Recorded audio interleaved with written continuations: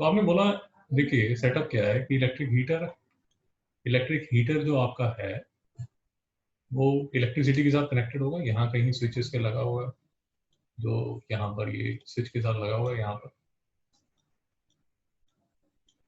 और ये electrical switch से इलेक्ट्रिसिटी खींच रहा है। ये सर नो सर, इलेक्ट्रिसिटी खींच रहा है यार, और हीटिंग इफेक्ट की वजह से जो पानी है उसको गर्म कर रहा है, हॉट कर रहा है। बेसिकली आपकी जो इलेक्ट्रिकल एनर्जी है वो हीट एनर्जी में कन्वर्ट हो रही है। Mister Rudra, yes sir no sir? Yes sir. Yes sir. Power आपकी 9000 वॉट है, पावर है 9000 वॉट। जो वोल्टेज है वो है 230 वोल्ट। पावर का फॉर्मूला क्या है मिस्टर रुद्र? मिस्टर रुद्र, हाँ सर। पावर का फॉर्मूला क्या है इलेक्ट्रिसिटी में? ये पावर से सर पावर का नहीं, volt by current, correct. V by I। V by I है या V इंटू आई है? V अपॉन आई है या V इंटू आई है?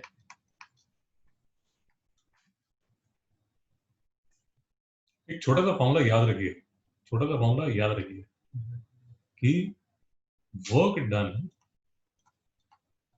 पर unit charge is equal to voltage. Mister उधर लिखिए, work done per unit charge is voltage. Mister उधर लिखा? हाँ सर। तो वर्क जो है वो क्या हो जाएगा, voltage into charge.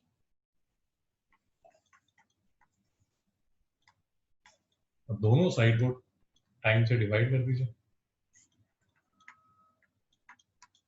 Work upon time क्या होगा मिस्टर उधर? पावर। हाँ sir. Voltage. Charge upon time क्या होगा?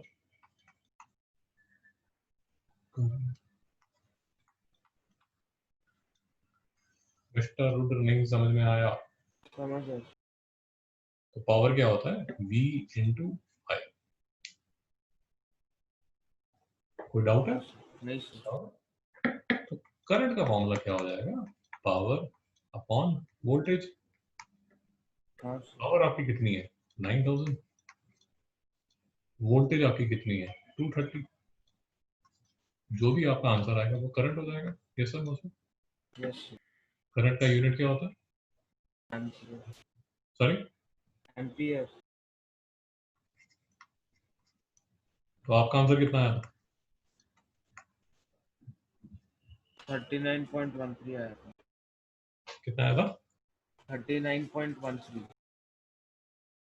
इसको डिवाइड करके इतना ही आता है।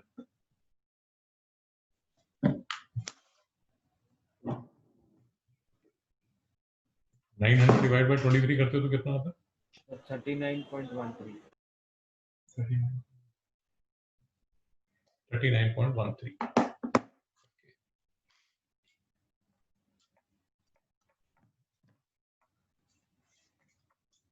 रुद्र, इसकी फ्यूज रेटिंग क्या करोगे? 40 ampere. 40 ampere.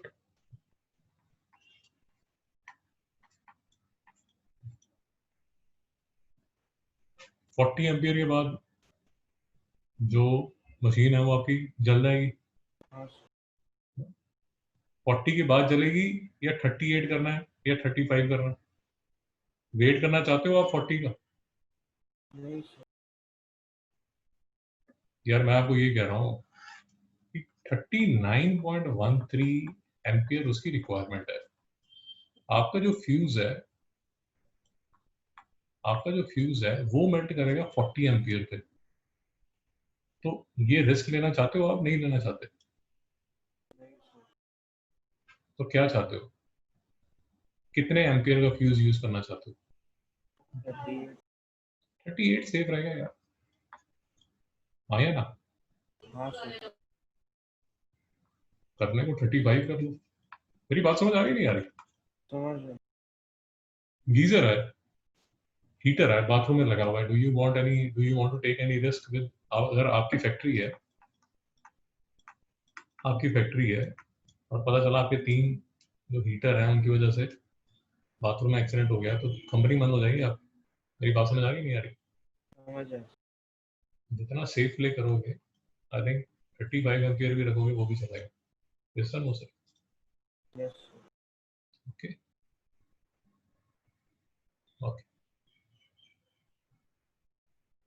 A specific heat capacity of water is 4200 joule per kg. Initial temperature of cold water is 16 degree. Determine the maximum amount of water that can be heated to a temperature of 35 degree. ये आपने किया नहीं किया? नहीं। कैसे कर सकते हो?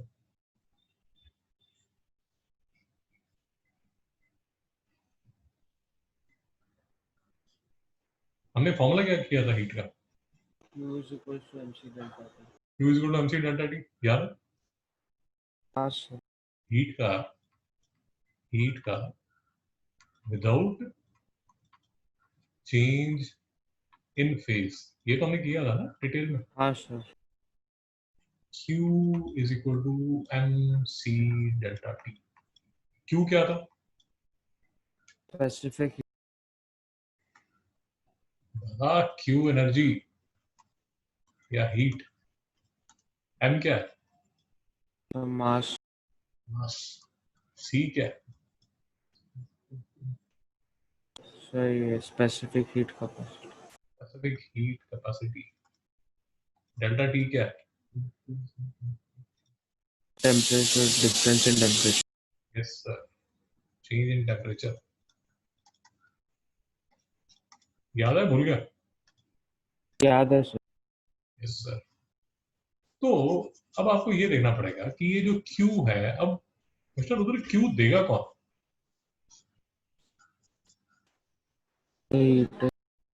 हीटर देगा। बिल्कुल ठीक बात है, हीटर ही देगा। ये जो Q आपका आने वाला है, किससे आने वाला है? हीटर से आने वाला है। जो हीटर है ये लिख रहा है मैक्सिमम मास, तो ये मास आपको पता करना है।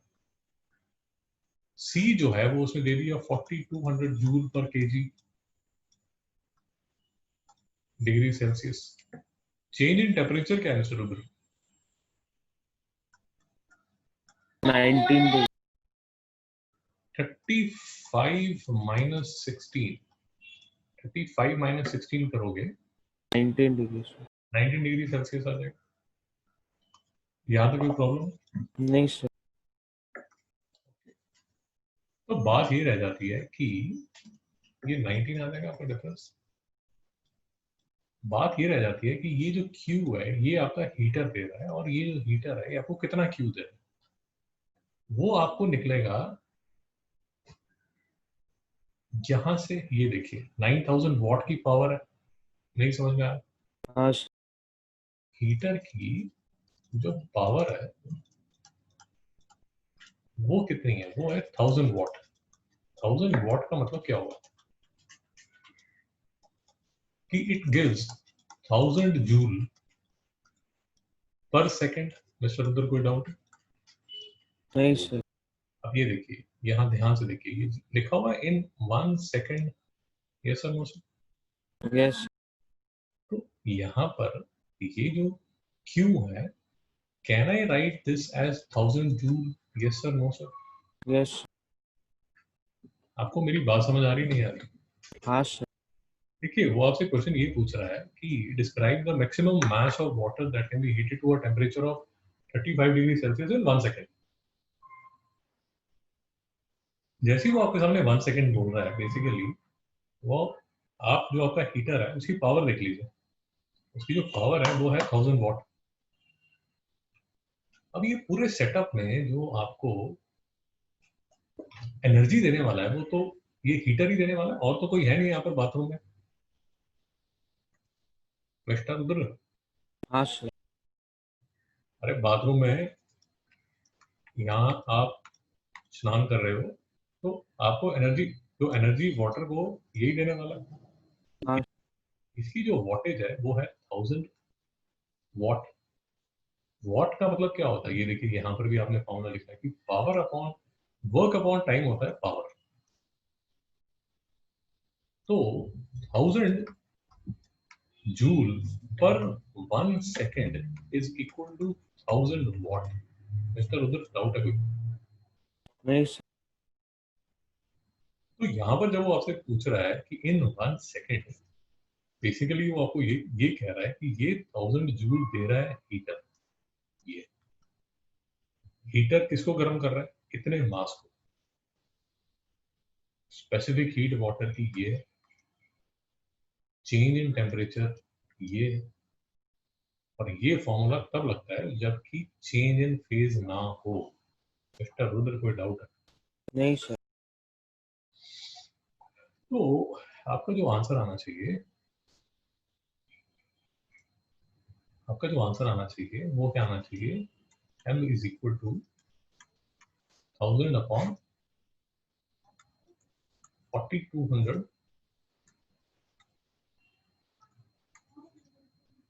नहीं समझ में आया? समझ आया सर।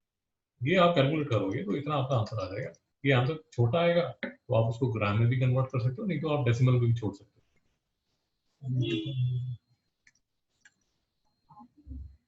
मिस्टर रुद्र कोई डाउट है? नहीं सर। आपको समझ आ गया ये क्वेश्चन करते कैसे? हाँ सर।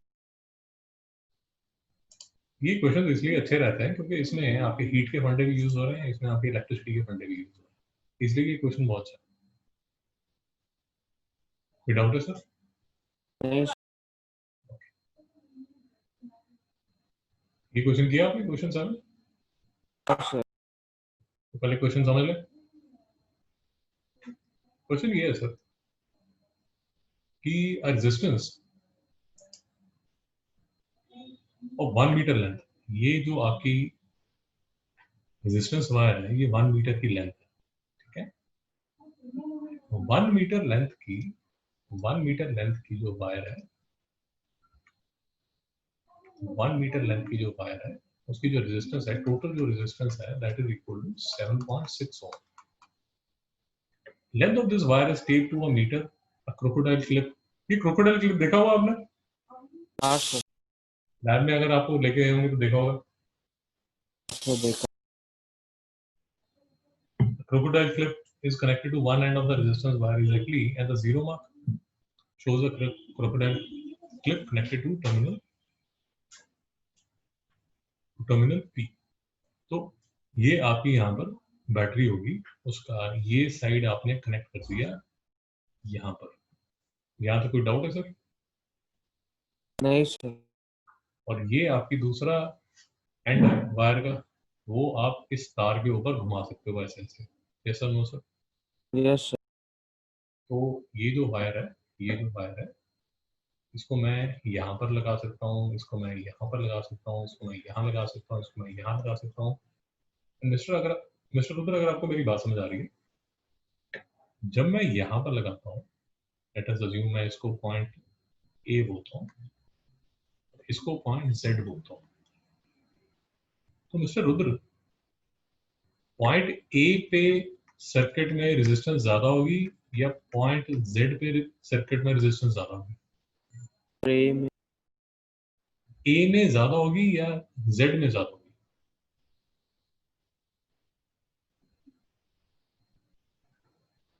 देखिए संदीप, ये तो फिक्स्ड रहेगा। ए में ज्यादा कम रहेगी। हाँ, अब ये वायर समझने की कोशिश करो, ये वायर अगर मैं यहाँ लगाता हूँ तो मेरा सर्किट बनता है, ये देखो सिर्फ इतना सा पोर्शन आता है वायर का। और अगर मैं जेड पे ले जाता हूँ, अगर मैं जेड पे ले जाता हूँ तो वायर की लेंथ जो सर्किट में आ रही है वो आ रही है कितनी? ये देखिए। मिस्टर रुद्र कोई डाउट है? नहीं सर। इस केस में वायर जो है, जो रेजिस्टेंस वायर है, उसकी लेंथ ज्यादा आ रही है सर्किट में। बात समझिए, ये आपकी वायर है, ये वायर, ओके, ये आपका यहाँ पर एक पॉइंट है, यहाँ आपने एक पॉइंट लगाया और ये आपका दूसरा पॉइंट है। अब ये वाला जो आपका, ये वाला जो है सर्किट का, ये वाला पार्ट तो फिक्स्ड है। अब समझिए हो क्या रहा है। ये जो वायर है ये मूवेबल पार्ट है, या तो आप इसको यहाँ पर लगा सकते हो और या आप क्या करते हो, इसको यहाँ पर लगा सकते हो। रुद्र बात समझ आ रही है? हाँ सर। अब देखिए फर्क क्या पड़ता है। फर्क ये पड़ता है कि एक टाइम जो सर्किट है वो बनेगा ऐसा, और दूसरी बार जो सर्किट है वो बनेगा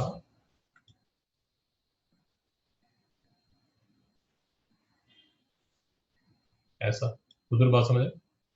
हाँ सर।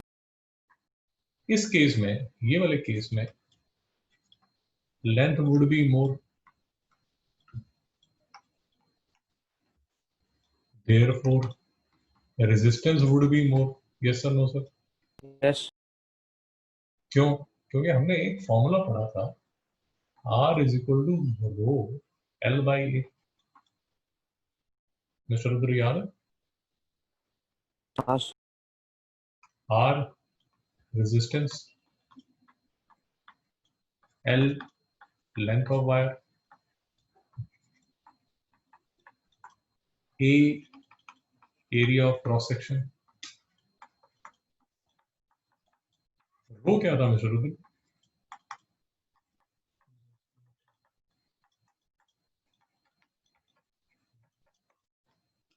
मिस्टर रुद्र कोई डाउट है? नहीं। तो जितनी ज्यादा आप लेंथ लोगे, ये लेंथ जितनी ज्यादा आप ले लोगे सर्किट में, जितनी ज्यादा ये लेंथ लोगे, आप अपनी रेजिस्टेंस को बढ़ाओगे। सर कोई डाउट है? नहीं सर। Good sir. वापस आके क्वेश्चन को देखते हैं, क्वेश्चन क्या बोल रहा है। ओके, तो हमें क्वेश्चन का लॉजिक तो थोड़ा समझ आया। Okay, a second terminal Q is connected to a movable contact using a long length of connecting wire. Movable contact is in contact with the resistance wire at length L from 0 meter to the on the loop. Okay, the movable is placed at different point on resistance. The resistance R of length depends upon L. ये line के मतलब समझ आ गया आपको हाँ sir. कि जितनी ज्यादा आप सर्किट के अंदर वायर को इन्वॉल्व कर रहे हो, आपकी जो रेजिस्टेंस है वो उतनी ज्यादा इंक्रीज होने वाली है। मिस्टर उधर कोई डाउट तो नहीं है इस पे? नहीं सर। ओके, अब ध्यान से देखिए और बात समझिए। देखिए आपकी जो रेजिस्टेंस है वो डिपेंड करती है रो एल बाई ए पे। अगर आपको मेरी बात समझ आ रही है, आपकी वायर तो सेम है, उसका एरिया ऑफ क्रॉस सेक्शन भी सेम है, तो बात सिर्फ जो रेजिस्टेंस है that is directly proportional to the length of the wire in the circuit. नहीं समझ में आया? समझ आया सर। क्योंकि बेटा ये तो कांस्टेंट ही है, ये जो रो और ए है, अगर आपको मेरी बात समझ आ रही है, ये रो और ए, ये वाली जो वायर है ना, ये वाली जो वायर है उसका रो अपॉन ए है। ये सर वो सर। Yes sir. तो wire in the circuit, wire in the circuit अगर इतनी है, या वायर इन द सर्किट अगर इतनी है, अब इस केस में जो रेजिस्टेंस है वो होगी रो बाय ए L1, और इस केस में जो रेजिस्टेंस है वो होगी रो बाय ए L2।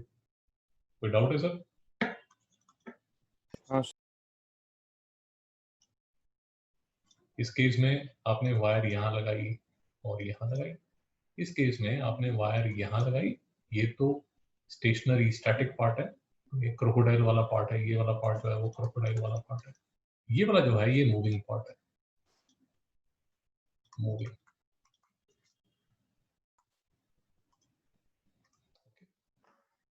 तो on figure 7.2 sketch a graph to show how r varies with l for different values of l between l is equal to 0 and l is equal to 1 meter.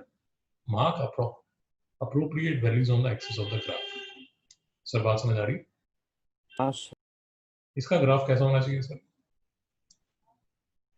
Increasing होगा cross. Increasing होगा, और अगर आपको मेरी बात और अच्छी तरह समझ आ रही है, this will be some straight line जिसका स्लोप जो है would be equal to rho by a. Yes sir, no sir. Yes आपको याद है हमने कोऑर्डिनेट में एक इक्वेशन की थी y is equal to mx plus c, हाँ याद है? तो इस केस में जब लेंथ 0 है तो रेजिस्टेंस 0 है,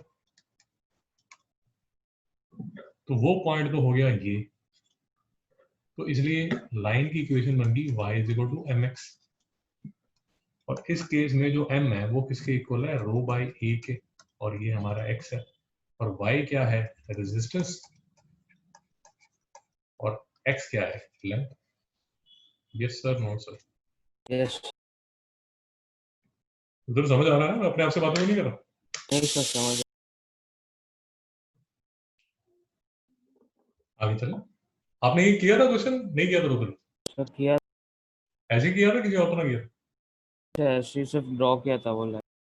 ओके. तो उसमें जब आप करते हो तो उसमें आप इसको फॉर्मूला लिखिए साथ में, और ये जब लाइन भी ड्रॉ करते हो तो ये बताओ कि this is a straight line, और अगर थोड़ा सा टाइम है तो समझा दो कि भैया ये स्ट्रेट लाइन किस लिए है, क्योंकि इसलिए ये फॉर्मूला लग रहा है, रो बाय ए जो है वो कांस्टेंट है.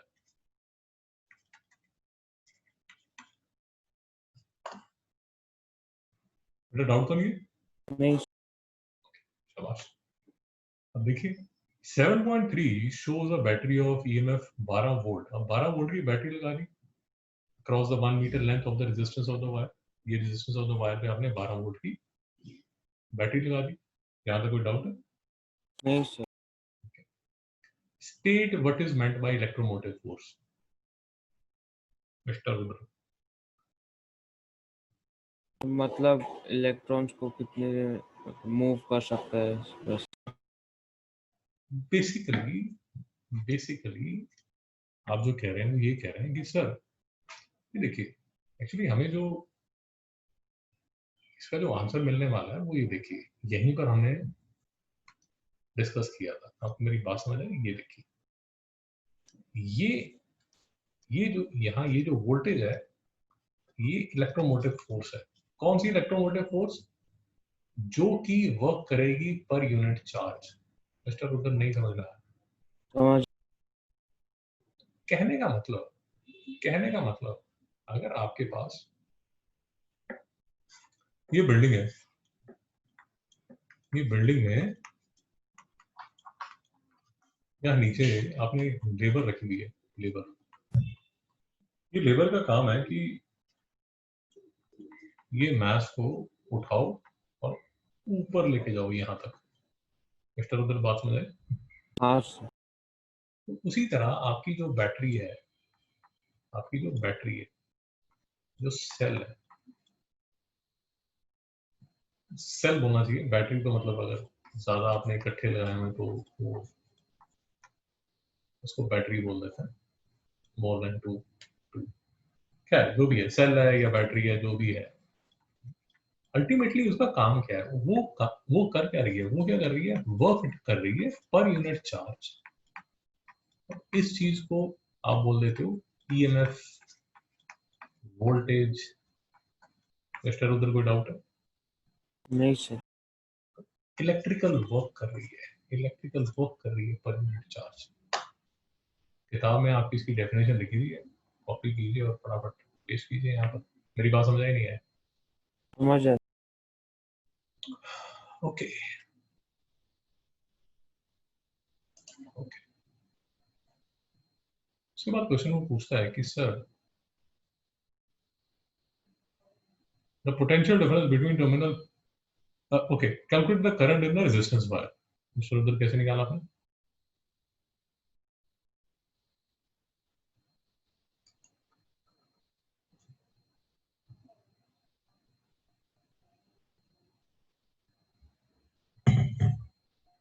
मिस्टर रुद्र, हाँ सर, नहीं निकाला था, नहीं सॉरी सॉरी, नहीं निकाला। नहीं निकाला। ओके, कैसे निकाल सकते हैं?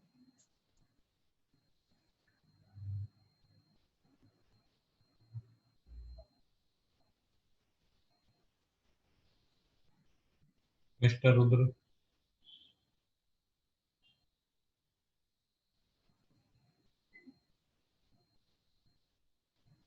नहीं, सॉरी, समझ नहीं आ रहा। समझ नहीं आया था, एक second.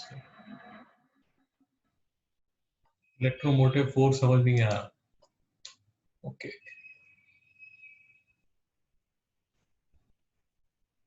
Mister Anish, electromotive force, electromotive force, loosely speaking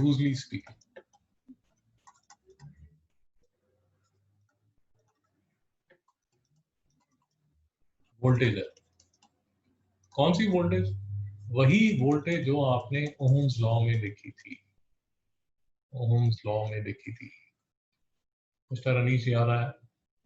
V is equal to I R करके एक छोटा सा फॉर्मूला आपने याद किया था। ये ईएमएफ, ईएमएफ और वोल्टेज जो है ये कजन्स है, ऑलमोस्ट सेम ही है। सर अभी भी डाउट है? नहीं, ये जो आपने ओम्स लॉ में V is equal to I R पढ़ा था, जिसमें जिसको आप वोल्टेज बोल रहे थे, उसी को आप लूजली ईएमएफ बोल सकते हैं। फाइनली ईएमएफ का जो काम है वो क्या काम है? उसका काम है, उसका काम है जो मिस्टर रुद्र कह रहे हैं, टू पुश इलेक्ट्रॉन्स। हिंदी में आप लूजली बोल सकते हैं धक्का मारना। किसको? इलेक्ट्रॉन्स को। क्यों? क्यों धक्का मारना? क्योंकि इलेक्ट्रॉन्स जब मूव करेंगे तभी तो करंट आएगा। सर नहीं समझ आया? तो कहने का मतलब, अगर आपके पास सेल है, आपकी घड़ी में सेल लगा हुआ है, जो कि आप बोलते हैं कि ये सेल खराब हो गया, खराब हो गया, उसका मतलब ये हुआ, बेसिकली उसका मतलब ये हुआ कि अब वो धक्का नहीं मार सकता। मिस्टर रुद्र, कोई डाउट है? नहीं सर। उसकी जो फोर्स है टू पुश इलेक्ट्रॉन्स, वो खत्म हो गई है। मिस्टर अलीश, अभी तक डाउट है? नहीं समझा।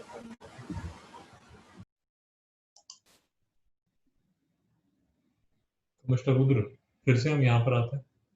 अब आपके पास 12 वोल्ट की बैटरी है, 1 मीटर लेंथ में आपने लगा के रखी हुई है।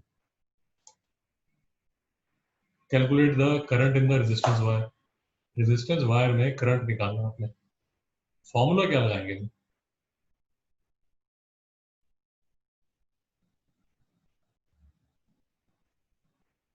मिस्टर रुद्र, तो V is equals to IR। देखिए, रेजिस्टेंस ऑफ 1 मीटर वायर जो है वो है कितनी? 7.6 ohm. Yes sir, no sir? Yes. तो ये नोट कर लीजिए कि मेरी जो 1 मीटर वायर जो है, 1 मीटर वायर जो है,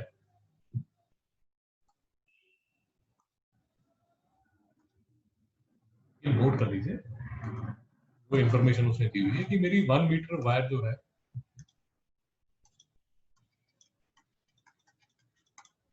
उसकी जो रेजिस्टेंस है वो है 7.6 ओम। तो शुरू करो, यहाँ तक कोई डाउट है?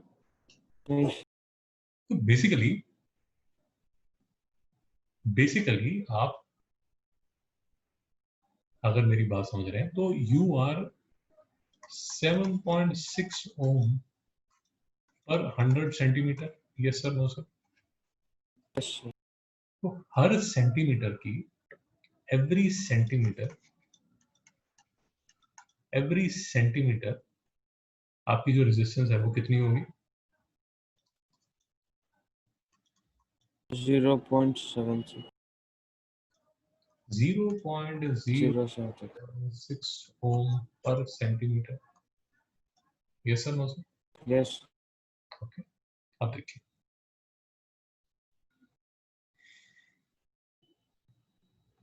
ओके, अब आपने क्या किया, जो वायर है उसको यहां लगा दिया, तो वो आपको बोल रहा है calculate the current in the resistance wire. तो मेरा V is equal to I R होता है सर। मेरी जो वोल्टेज है वो 12 वोल्ट है। अरे समझ आ रहा है, मैं अपने आप से बातें कर रहा हूँ। समझ आया सर। 12 वोल्ट की बैटरी है, करंट मुझे निकालना है। रेजिस्टेंस जो है वो कितनी है, रेजिस्टेंस जो है वो 7.6। 7.6 ओम। तो करंट मैं निकाल सकता हूँ 12/7.6। Yes sir, no sir? Yes sir. ये इस केस में है रुद्र, ये थोड़ा सा आपको ध्यान में रखना पड़ेगा। ये इस केस में है कि आपकी जो फुल वायर जो है, फुल वायर जो है 1 मीटर की जो वायर है, उसमें उसकी रेजिस्टेंस आप ले रहे हो। हाँ या ना, मेरी बात समझ आई नहीं आई? हाँ सर। क्योंकि दूसरा आपका जो एग्जांपल बनता है वो ये बनता है कि potential difference between terminal P and Q when L is equal to 0.35 metre. देखिए, अब इस केस में अगर आपका P एंड Q अगर 0.35 मीटर है, ये 0.35 मीटर, तो बेसिकली आपका जो सर्किट बनेगा, सर्किट में जो रेजिस्टेंस आएगी आपकी, सर्किट में जो रेजिस्टेंस आएगी वो आएगी 0 पॉइंट, या इसको 35 सेंटीमीटर कर लीजिए, इंटू 0.076 बाय ओम पर सेंटीमीटर। बेसिकली जो रेजिस्टेंस आएगी वो कितनी आएगी, 35 इंटू 0.076।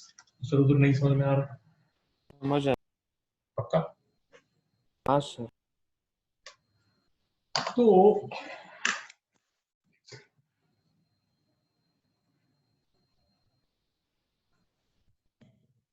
रेजिस्टेंस अब जो सर्किट में आपको लगेगी,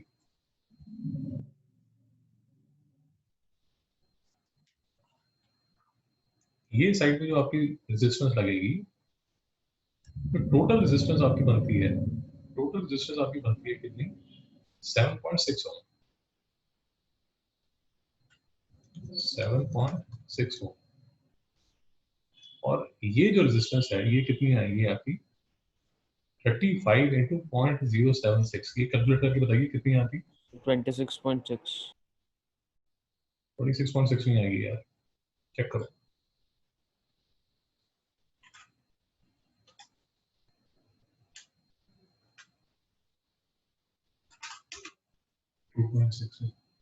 टू पॉइंट सिक्स सिक्स। हाँ सर। तो अगर आपको मेरी बात समझ आ रही है, 2.66 ओम की रेजिस्टेंस यहां पर आ रही है। Sir yes sir, no sir? Yes sir. 2.66 की रेजिस्टेंस यहाँ पर आ रही है, और आपकी बाकी की जो रेजिस्टेंस है वो है यहाँ पर, वो कितनी आएगी,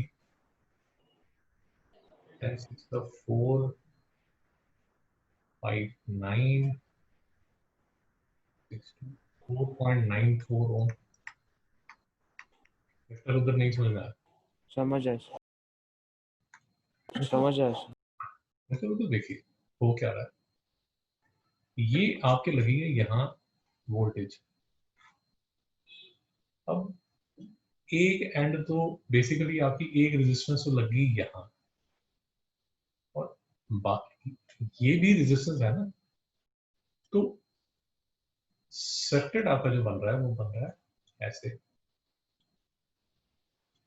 ये है 12 वोल्ट, और ये जो रेजिस्टेंस है, बेसिकली ये जो रेजिस्टेंस है, ये वाली जो रेजिस्टेंस हमने देखी है, वो रेजिस्टेंस है ये वाली रेजिस्टेंस 0.35 मीटर वाली। 2.66 ओम,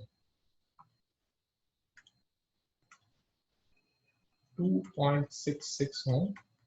और ये जो बाकी की वायर की जो रेजिस्टेंस है वो रेजिस्टेंस छुपी हुई है यहाँ 4.94 ओम।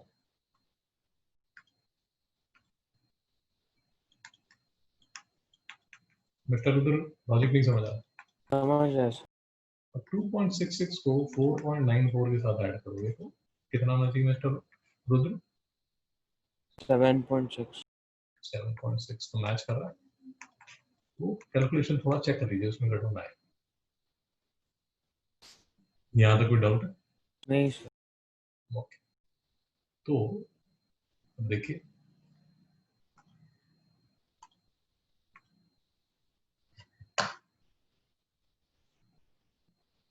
Current in the resistance wire, जो करंट पहले पहले जो आप सर्किट जो आपने current in the resistance wire निकाला था, उस टाइम जो आपने सर्किट बनाया था वो आपने बनाया था सिंपल सर्किट ऐसा कि ये मेरे 12 वोल्ट की बैटरी है, तो आपने पूरा करंट उसका लगा लिया, ले लिया, और आपने बोला कि इसमें कितना करंट फ्लो करेगा।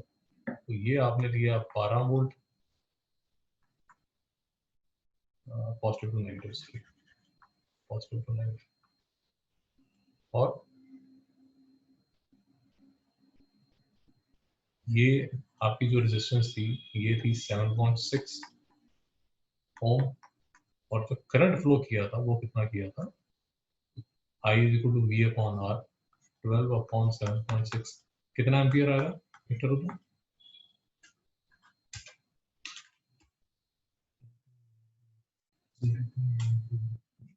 V is equal to I आ रहा है, Y कितना आएगा? V by R कितना है?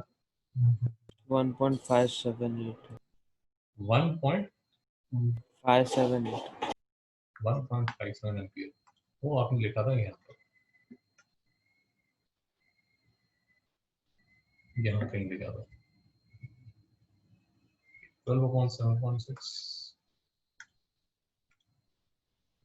हाँ यही था ना 1.57 एम्पियर।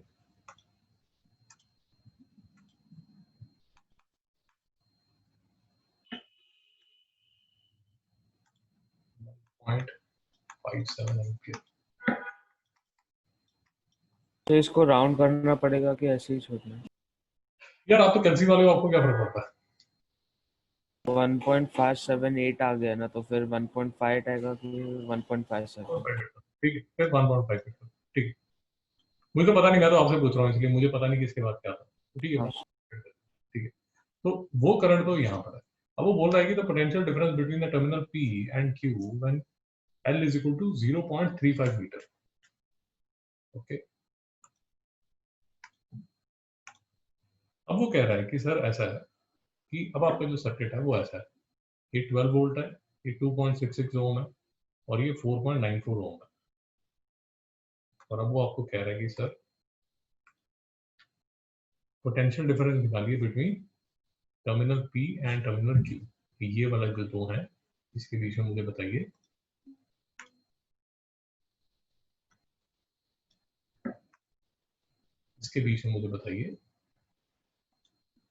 कि वोल्टेज क्या होगा। तो अगर सीरीज में है तो हमारा जो करंट फ्लो कर रहा है, करंट फ्लो कर रहा है 1.58 एम्पियर। ये 1.58 एम्पियर यहाँ से भी जा रहा है और ये 1.58 एम्पियर यहाँ से भी जा रहा है। तो इसके अक्रॉस जो वोल्टेज होगी वो होगी V is equal to I R, इन दोनों को मल्टीप्लाई करके कीजिए 2.66 इंटू 1.58, और इसके अक्रॉस जो वोल्टेज होगी वो होगी 4.94 इंटू 1.58। पहला क्या है? 4.21 वोल्ट, और दूसरा क्या है?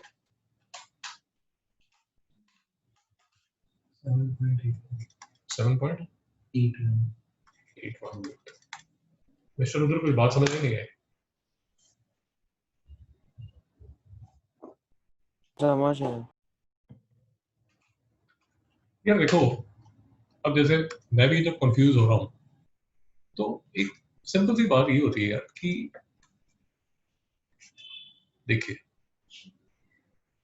जब भी आप कंफ्यूजन में हो तो रेजिस्टेंस जब सीरीज में होगी, रेजिस्टेंस जब सीरीज में होगी तो वोल्टेज डिवाइड होगी, इसके अक्रॉस V1 होगी और इसके अक्रॉस V2 होगी, तो टोटल वोल्टेज होगी V1 प्लस V2।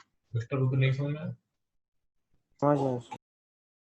इस केस में जो करंट होता है वो सेम होता है, करंट इज सेम। दूसरा केस बनता है जब वोल्टेज दोनों रेजिस्टेंस की अक्रॉस वोल्टेज इज सेम। अगर वोल्टेज सेम है तो करंट जो है वो डिवाइड होता है। इसका मतलब नहीं समझ रहा है? समझ गया।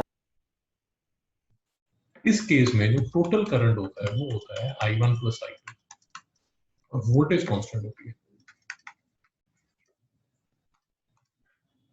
नहीं समझ में? समझ गया। ओके,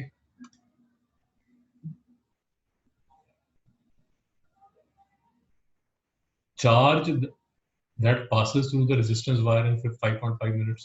मिस्टर उधर कैसे निकालेंगे?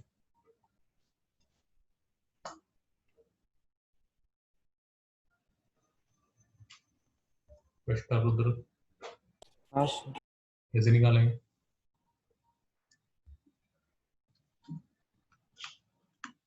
चार्ज का वर्क डन का वर्क डन इज इक्वल्स ना, टू ना, पावर का work done by time taken है, तो फिर ना। पावर इज इक्वल्स टू वैसे कर। Current is equal to charge upon time. नहीं समझ में आया? हाँ सर। तो therefore charge is equal to current current into time. Current क्या है? 1.5 टाइम 1.58 एम्पियर।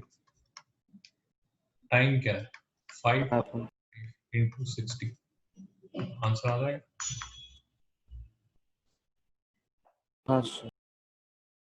समझ आ रहा है या ऐसे ही हाँ सर हाँ सर करते जा रहे नहीं सर, समझ गया। हो? हाँ सर। ठीक है sir, section B next class में करते हैं, मैं आपको बता दूं। ठीक है सर। ठीक है, हाँ सर। Thank you. हाँ सर। कल मिलता है। हाँ सर।